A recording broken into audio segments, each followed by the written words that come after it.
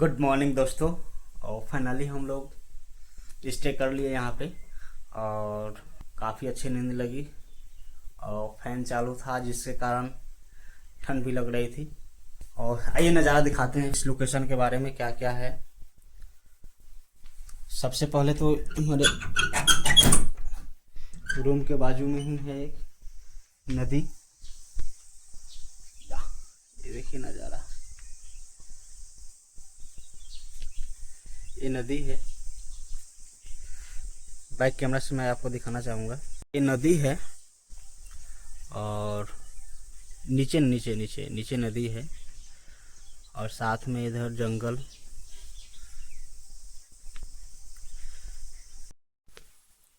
तो चलिए आपको लेकर चलते हैं आगे और बाकी का व्यू दिखाते हैं। थोड़ा सा टहल लेते हैं।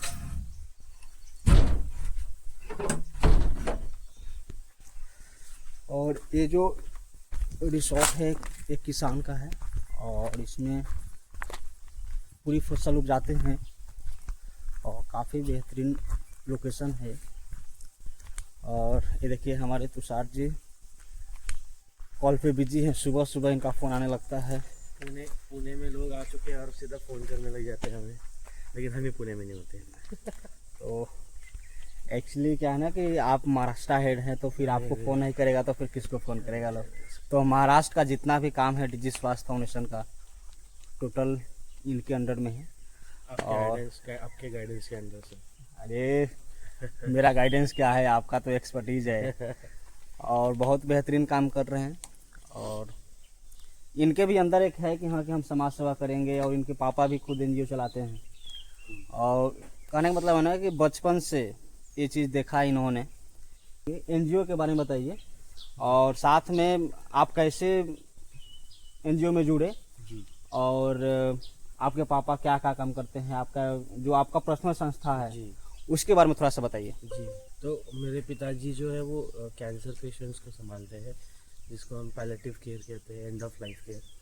और जब मैं बहुत छोटा था तभी से मैं उनको देखता आया हूँ और ऑब्जर्व करता आया हूँ कि फर्स्ट डे जो होता है, मतलब एक छोटी संस्था जब वो काम करती है, काफ़ी सारे समस्या आती है, तो वो मैंने पहले से देखी है और मैं काफ़ी अच्छे तरीके से समझता हूँ, जानता हूँ इन चीज़ों को कि कोई भी संस्था बनाना या उसका काम चलाना आसान नहीं होता है।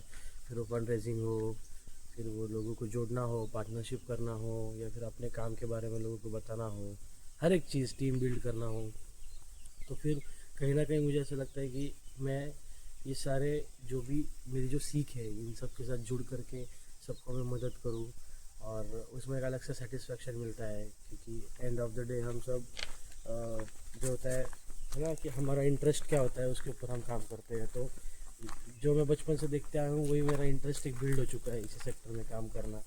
और जो ऐसी संस्था है कि जो कुछ बड़ा करना चाहती है, जो सही में कुछ लोगों के ऊपर अलग तरीके से टेक्नोलॉजी को लेकर, या फिर अभी जो जैसे जैसे हम आगे बढ़ रहे हैं उस तरीके को लेकर हेल्प करें लोगों को, तो ज़रूर। और साथ ही साथ मुझे भी सीखने के लिए मिले, ग्रो करने के लिए मिले।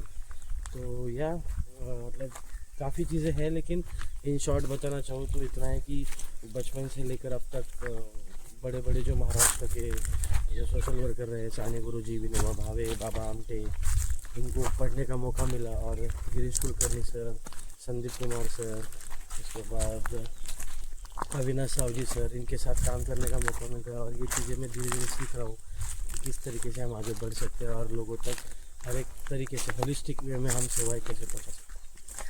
आपके जो पापा जो संस्था चलाते हैं उस संस्था का नाम क्या है?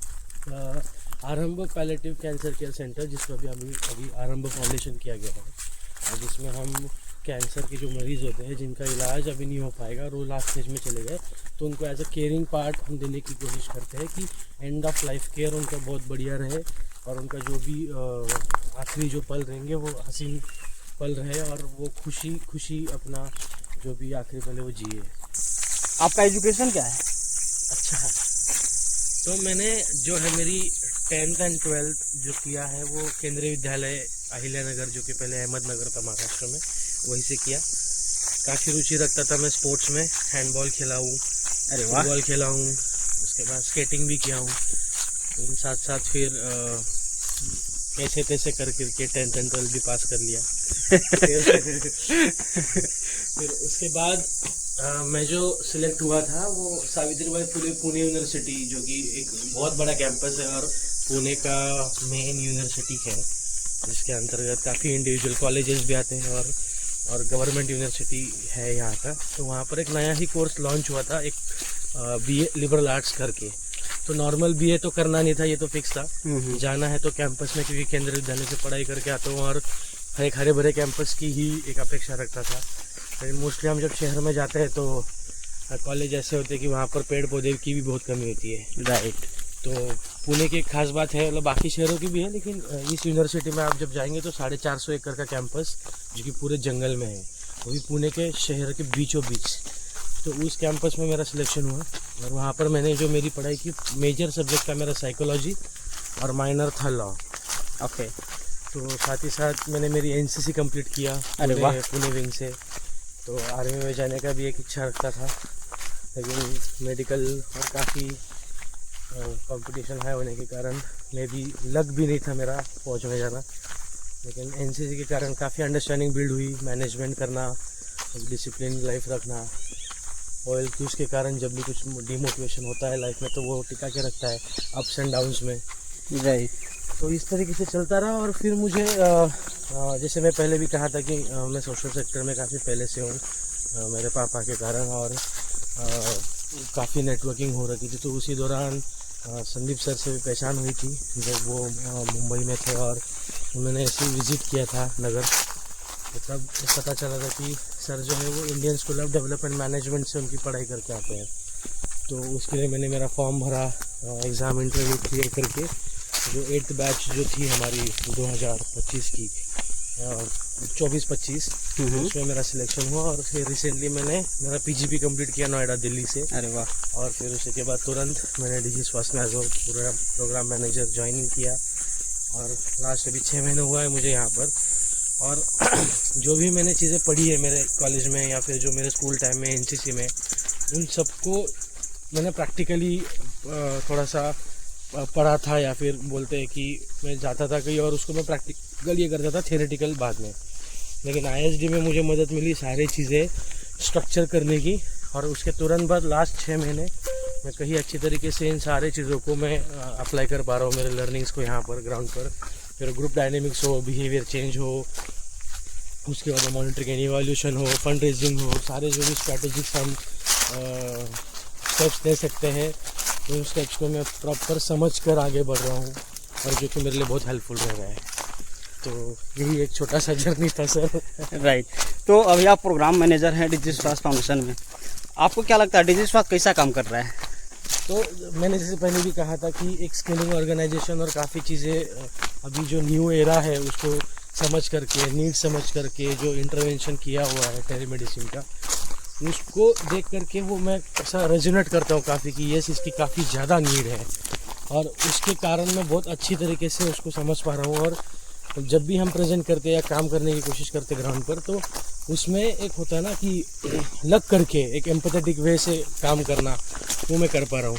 क्योंकि आप जैसे कि देखते हैं कि गांव-गांव में, हम भी एक छोटे से गांव से आते हैं, आप भी एक गांव से आते हैं, तो हमें पता होता है कि क्या क्या समस्या आती है, स्पेशली आरोग्य के लेकर, राइट। और हम सब डिपार्टमेंट देखते हैं, एजुकेशन देखते हैं, फार्मिंग देखते हैं, एग्रीकल्चर देखते हैं, लेकिन सेवा कहीं भी नहीं है। राइट। आप देखेंगे तो हर एक डिपार्टमेंट के बाद आरोग्य सेवा ये लिखा जाता है, आरोग्य सेवा। तो उसमें हम योगदान दे रहे हैं डिजी स्वास्थ्य मिल करके, और वो भी इतना बड़ा कि जो गाँव लेवल पर जिसको स्ट्रेंथन करने की बहुत ही ज़्यादा ज़रूरत है। ऑनलाइन टेली कंसल्टेशन के द्वारा हमसे अभी जो डॉक्टर जुड़ते हैं वो उनका पूरा योगदान देते हैं कि किस तरीके से हम गांव लेवल तक लोगों को ओपिनियंस दे, कंसल्टेशंस दे, और उसको मजबूत करने का मैं जो हम काम कर रहे हैं हम सब मिल करके, तो ये काफ़ी बड़ी बात है मेरे लिए भी और ज़रूरी बात है, जिसको हम मिल करके बड़े स्केल पर ले जाए और ज़्यादा से ज़्यादा लोगों तक इसको पहुँचाए।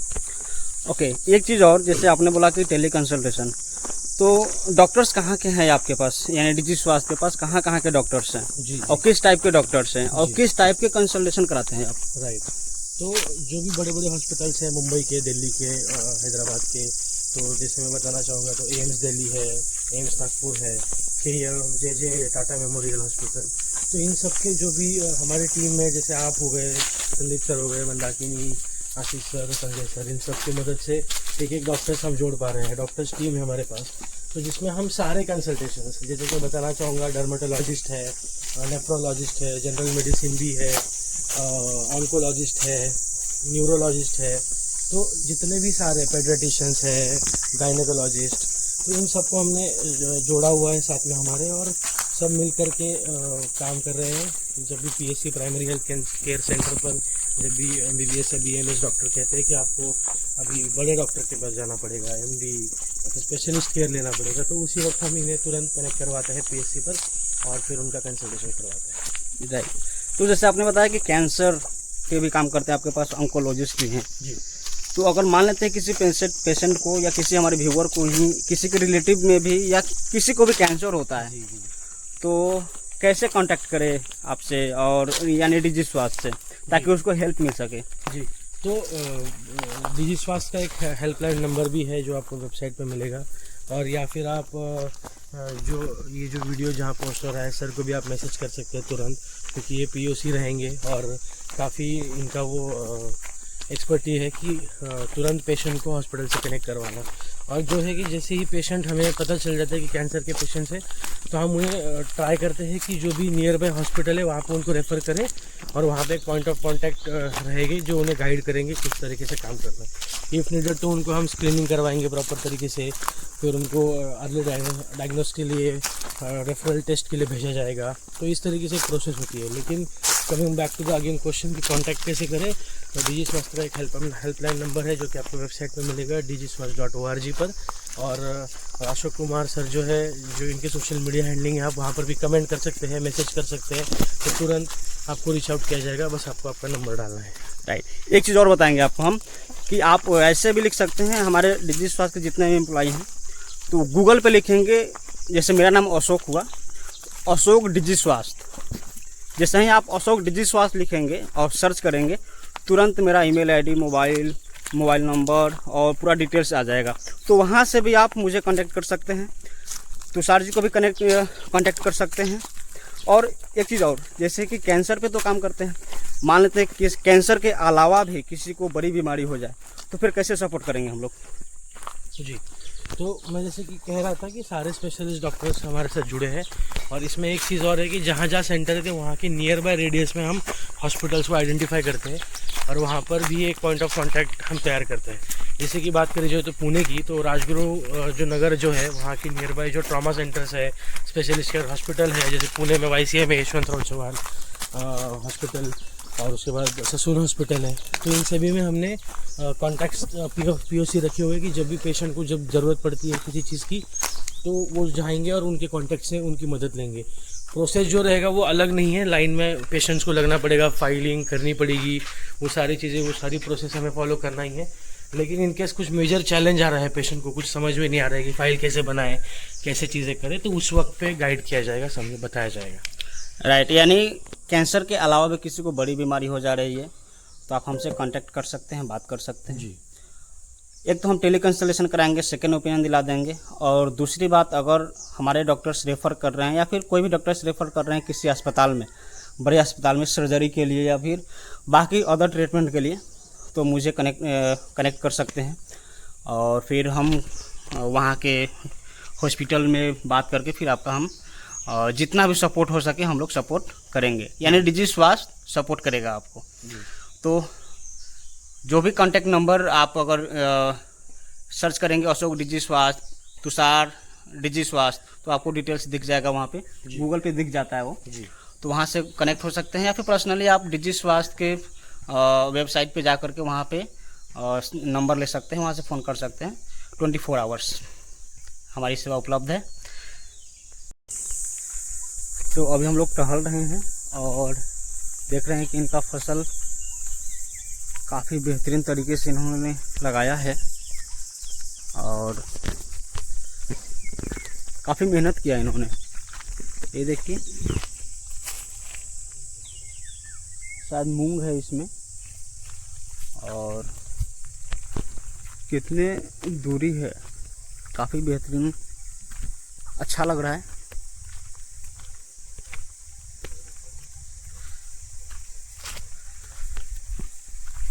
एक टहलने के लिए बनाया गया है, इसमें टहल सकते हैं, घूम सकते हैं। बाकी आगे भी उधर है, बहुत सारा स्पेस है, लेकिन उधर हम नहीं जा सकते क्योंकि खाई है। एक महाराष्ट्र में देखा जाता है कि यहाँ पे समतल जगह नहीं मिलेगा आपको, पहाड़ मिलेगा, थोड़ा सा बराबर मिलेगा, फिर इसके बाद फिर खाई मिलेगा, तो इस टाइप का है। तो यहाँ पे समतल जगह बहुत कम ही देखने को मिलता है। और साथ में देखिए इन्होंने काफ़ी सारा केमिकल का यूज़ किया है अपने फसल में, बिल्कुल सही बात नहीं है।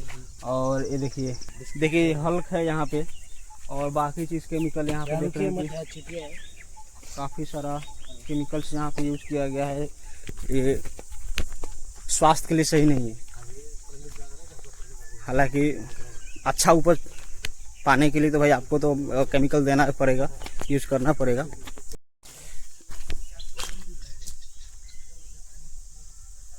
तुषार जी बिजी हैं फ़ोन पे, अपनी टीम से बात कर रहे हैं कि भाई आज का प्लान क्या है। टाइम 8 बज रहा है, लेकिन अपने काम पे लग गए हैं। और उन्होंने बताया था कि काफ़ी बेहतरीन स्विमिंग पूल है। और ये देखिए, आज इसमें नहाया जाए क्या? अरे बिल्कुल नहाया जाए। इसी को स्विमिंग पूल बोलते हैं क्या? क्या बोलते हैं इसको? स्विमिंग पूल बोलते हैं उसको। अच्छा, इसी को बोलते हैं। ओके ओके, ठीक है, फिर नहा लेते हैं आज हम लोग इसमें। कितना खाई होगा? अभी बिजी है भाई साहब, काफ़ी बिजी है। और ये देखिए पानी गर्म करके नहाने के लिए यहाँ है। पानी गर्म कीजिए कोयला पे, इसमें डालिए, नहाइए। पानी गर्म कीजिए, इसमें डालिए और नहाइए। एक पतीला पानी डालेंगे इसमें, गर्म हो जाएगा ये पूरा पानी। तो ये जो है ना, इसमें एक पतीला पानी गर्म करेंगे इस कोयला पे, और इस पानी में डालेंगे, टोटल पानी गर्म हो जाएगा। ये यहाँ का पता नहीं, कुछ तो इसमें मैंने टेक्निकल लगाया गया है, उन्होंने बताया। किन्होंने? ओनर ने बताया। तो हम लोगों ने बोला ठीक है भाई, हम लोग ठंडे पानी से नहा लेंगे, गर्म पानी से नहीं नहाते हम लोग, ठंडे पानी से ही नहाएंगे आज। खाई कितना होगा भाई इसमें? यार साफ पानी है, इसमें भी केमिकल मिलाए होंगे पानी को साफ रखने के लिए, और पता नहीं कितना दिन का पानी होगा। हालांकि कोई बात नहीं, नहाएंगे आज, एंजॉय करेंगे। और ये देखिए आम,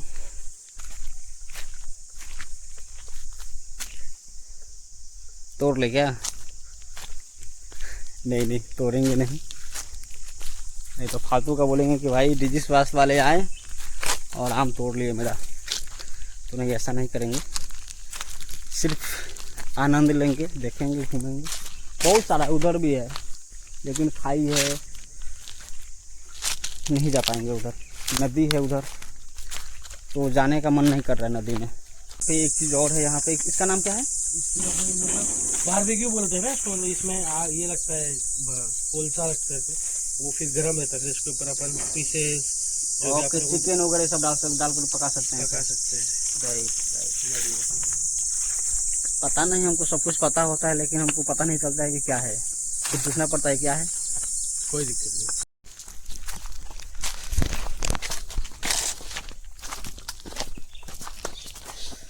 तो तुषार जी, आज हम लोग का प्लान क्या है? आज हम लोग क्या करने वाले हैं और कहाँ कहाँ जाने वाले हैं आज? ओके। तो विक्रमगढ़ में जो है LNTPCT मतलब Larsen and Toubro public charitable trust के 2 मेडिकल मोबाइल हेल्थ यूनिट है, मेडिकल हेल्थ यूनिट जो MHU है उनका। तो उनको आज हम देखेंगे, समझेंगे कि कैसी प्रोसेस होती है यहाँ पर, और कुछ चैलेंजेस वो फेस कर रहे हैं, या फिर कुछ नीड एडिफिकेशन कुछ करना है, उसमें कुछ चीज़ें नए से उसमें बदलाव लानी है। तो उनको समझेंगे पूरा प्रॉपर तरीके से, और किस तरीके से उत्तम सेवाएं हम और उसमें दे सकते हैं।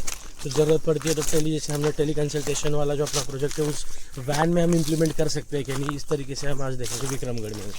और विक्रमगढ़ के बाद हम चलेंगे पालघर झड़पी, जहाँ पर हम मिलेंगे DHO सर, CEO सर से, जिनके साथ बातचीत करेंगे। जो भी MOU हमने साइन किया हुआ है उसके रिलेटेड अपडेट्स देना चाहेंगे, जो हमारा सर्वे रहा, जो हमारे ऑब्जर्वेशंस रही, कि किस तरीके से हम सोच रहे हैं कि अगले 3 साल में हम काम करें। सबसे पहले हम 6 महीने और फिर 1 साल की बात करेंगे और फिर लुकिंग फॉरवर्ड आगे बातचीत बढ़ाते रहेंगे। राइट। तो अभी हम लोग यहाँ विक्रमगढ़ में ही हैं और यहाँ पे थोड़ा सा देखेंगे उनका सर्विस क्या है और उसमें कुछ और ऐड कर सकते हैं तो हम लोग ऐड करेंगे जी और फिर उनके साथ हम लोग मिल करके काम करेंगे। जी जी। तो फाइनली अब 9 बजने वाला है, तो 9:30 10 बजे तक हम लोग को वहाँ पहुँचना है। तो अभी हम लोग नहाएंगे किस में, स्विमिंग पूल में। भाई नहाने का दूसरा कोई ऑप्शन है ही नहीं, तो नहाना तो उसी में पड़ेगा ना, है ना। नदी हो चाहे स्विमिंग पूल हो, नहाना। 3.5 मिनट में नहा के बाहर निकलेंगे। 3.5 मिनट में हम लोग जाएंगे, एक बार अंदर जाएंगे बाहर निकले, फिर एक बार अंदर जाएंगे बाहर निकलेंगे, काम बन गया। तो ऐसा नहीं है, नहाने का ऑप्शन है, रूम में ही ऑप्शन है नहाने का, लेकिन थोड़ा सा तैरने का मन कर रहा है। काफ़ी दिन तैरे हुए हो गया भाई। हमारे गांव में ही नदी है, गंगा नदी घर पे, लेकिन नहाने का मौका नहीं मिलता। घर जाते हैं 2 दिन रुकते हैं फिर चल देते हैं। तो इसलिए आज इसी में तैरेंगे और नहाएंगे। अरे यार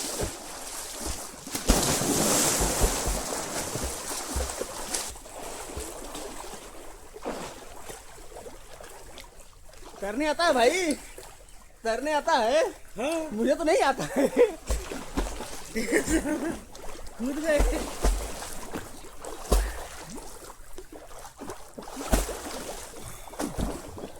या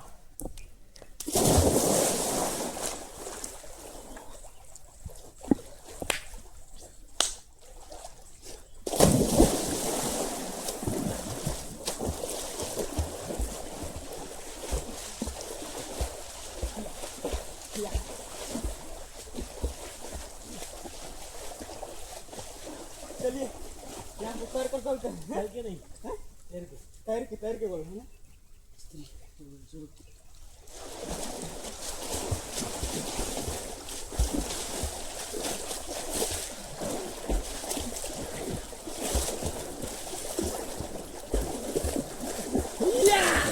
जीत गया मैं, जीत गया। ये क्या अच्छा है क्या? एक अच्छा है क्या? जीत गया।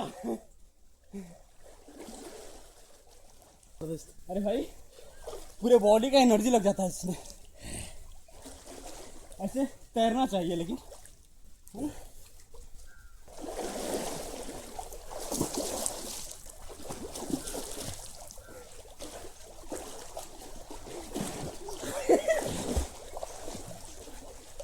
तैर लगा,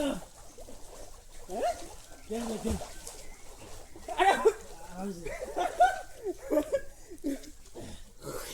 बहुत साल पहली बार कर रहा हूँ भाई। भाई तैरते भी हैं।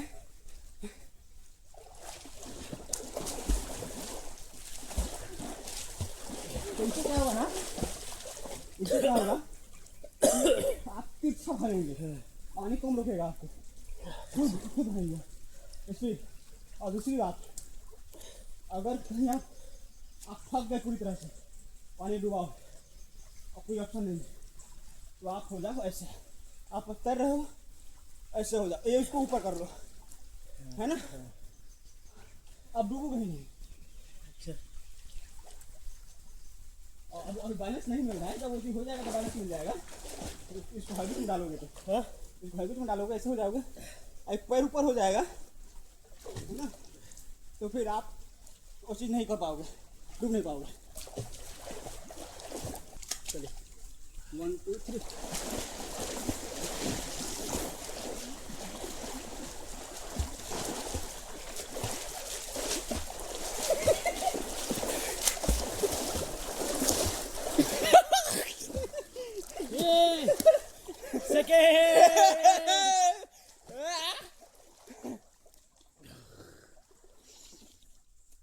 भाई स्विमिंग पूल में नहा रहे हैं, स्विमिंग पूल में।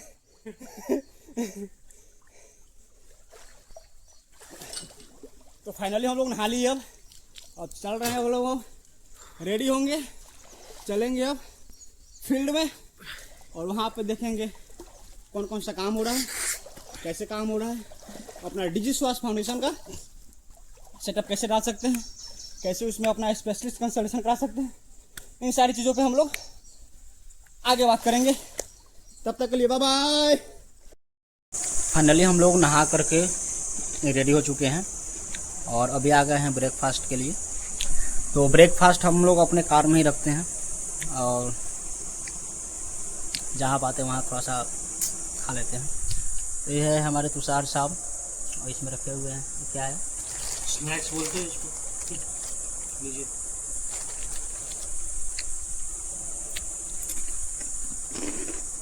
इसमें तो है हेल्दी चना,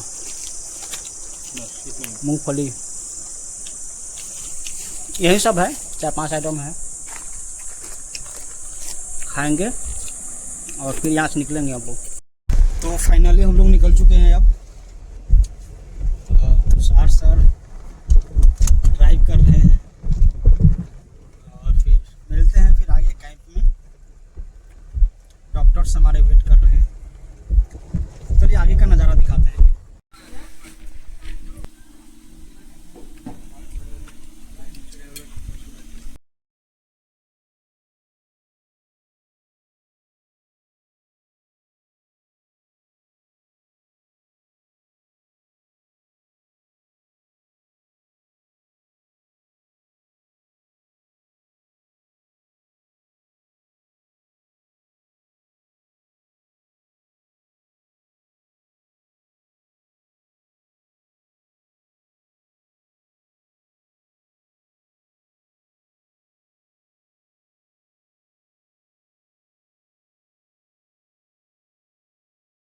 तो अभी हम आ चुके हैं खोस्ते चिंचपाड़ा और यहाँ पे मोबाइल मेडिकल यूनिट चलता है।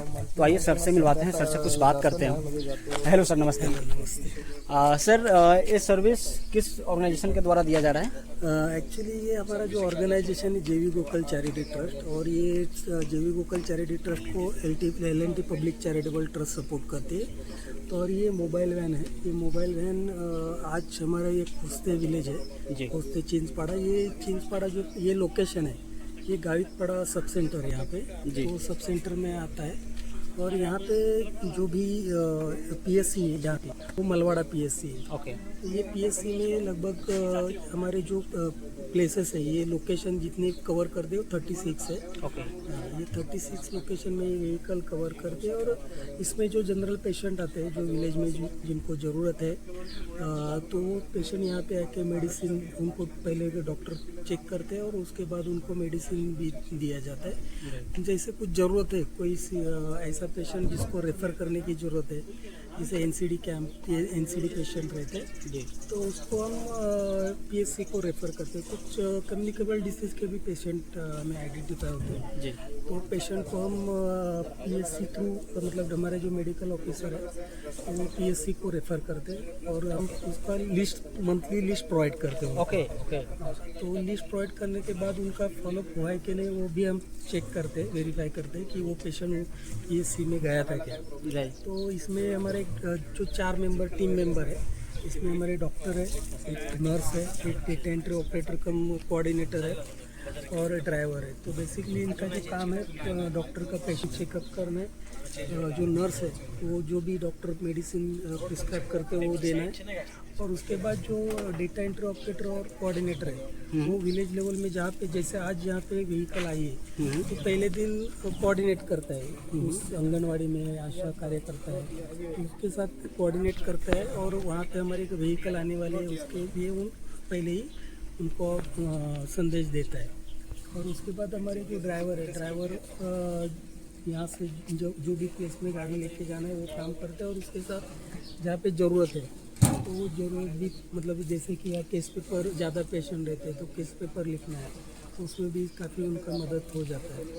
और यहाँ पे जो भी हम खाली ट्रीटमेंट नहीं देते तो उनको हेल्थ अवेयरनेस भी देते हैं, हेल्थ एजुकेशन सेक्शन भी कंडक्ट करते हैं। जैसे कुछ एरिया में जैसे एनीमिया का पेशेंट हमें ज़्यादा मिलते हैं, तो वहाँ पे हम न्यूट्रिशन के ऊपर हमारे जो डॉक्टर्स हैं तो वो भी न्यूट्रिशन के ऊपर ज़्यादातर मतलब अवेयरनेस देते हैं। हमारे कम्युनिटी मोबिलाइज़र भी है ओके दूसरे maternal and child health project के, तो उनकी भी हेल्प लेते हैं। तो हमारा जो प्रोजेक्ट है maternal and child health project और MHO, इसमें जो हमारा MCH प्रोजेक्ट में MCH में ANC PNC जो मदर्स है जी उनको किसी कहाँ पे ज़रूरत है, जैसे किसी एरिया में कुछ ANC को मेडिसिन की उपलब्धता नहीं है, तो हम उनको PSC हमारे जो मोबाइल वैन के ऊपर मतलब जाने के लिए बोलते हैं कि आप वहाँ पे जाओ और जो भी आपको ज़रूरत है मेडिसिन की आवश्यकता है वो मेडिसिन यहाँ पे आपको मिल जाए। जैसे आयरन फॉलिक है तो वो टैबलेट्स यहाँ पे अवेलेबल है, वो वहाँ पे लेके ये मोबाइल वैन पे आके लेके जाते हैं। जैसे कि किसी गांव में आप जैसे जिस मेडिकल वान को ले जाते हैं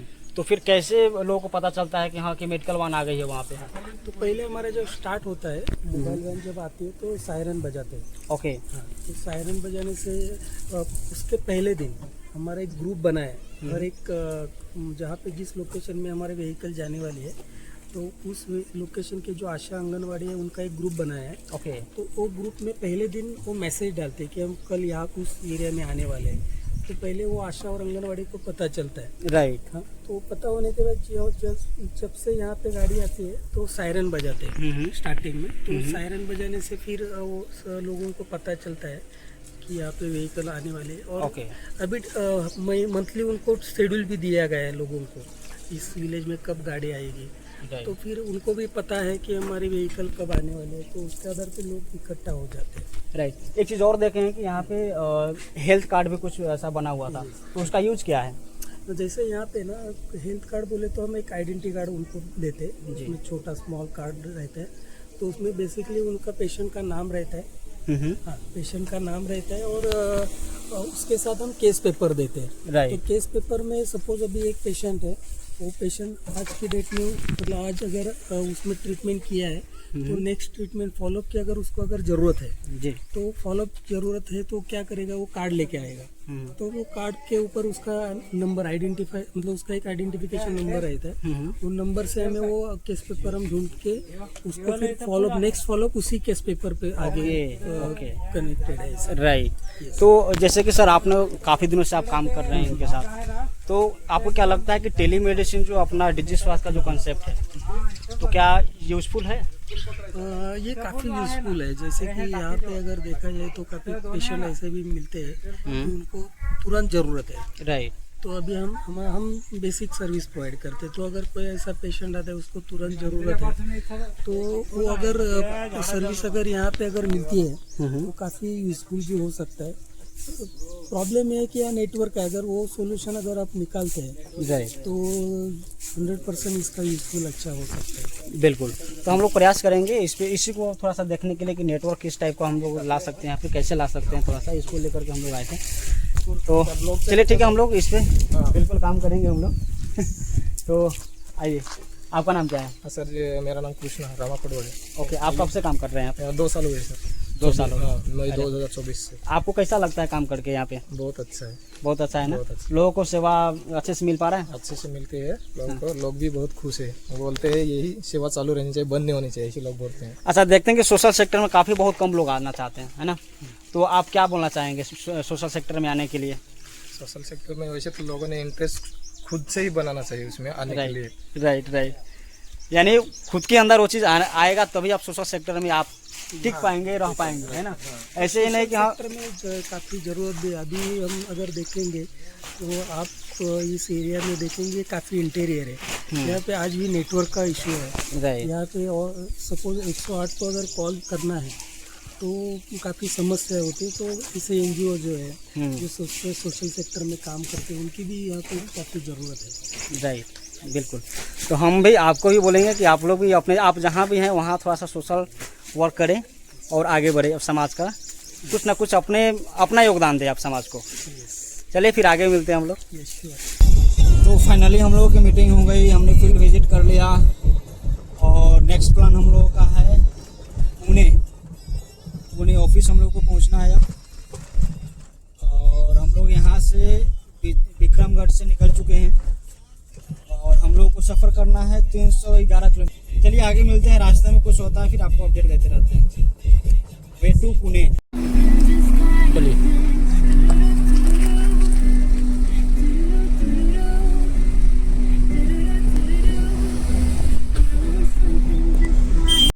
हम लोग पुणे आ चुके हैं और अब यहीं पे स्टे करेंगे ऑफिस में ही।